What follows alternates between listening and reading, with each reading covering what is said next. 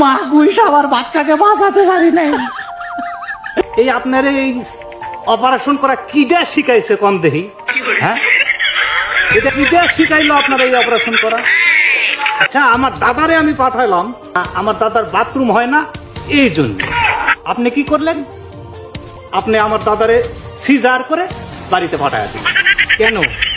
আমার দাদা কি 10 মাসের পোয়াতি ছিল যে পাঠালাম আর সিজার করে ছেড়ে দিলেন?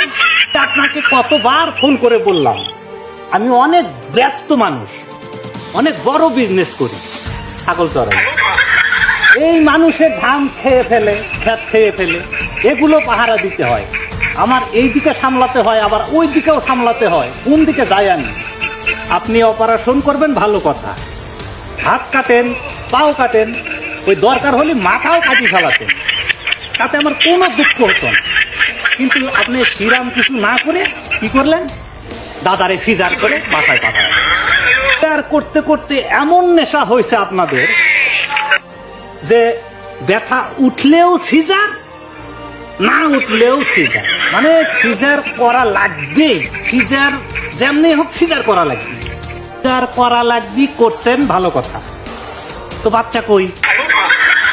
বাচ্চা ছেলে না মেয়ে? আচ্ছা, ওজন কত হবে? কি পেটে টিউমার আছিল?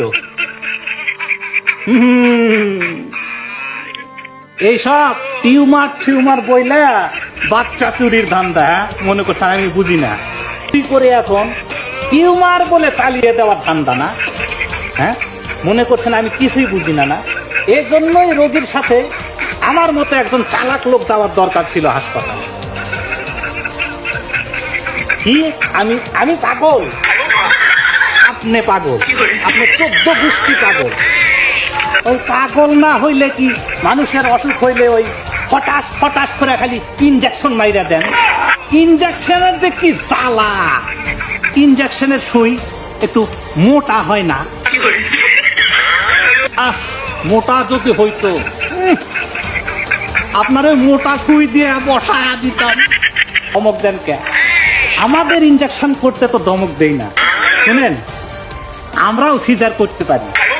আমি একবার 12 মাসে প্রেগনেন্ট গুই সাপড়ে সিজার করছিলাম, কিন্তু দুঃখের বিষয় যে চাকু দিয়ে অপারেশন করছিলাম সেই চাকু জং ধরা ছিল, তাই মা গুই আবার বাচ্চাকে বাঁচাতে পারি নাই,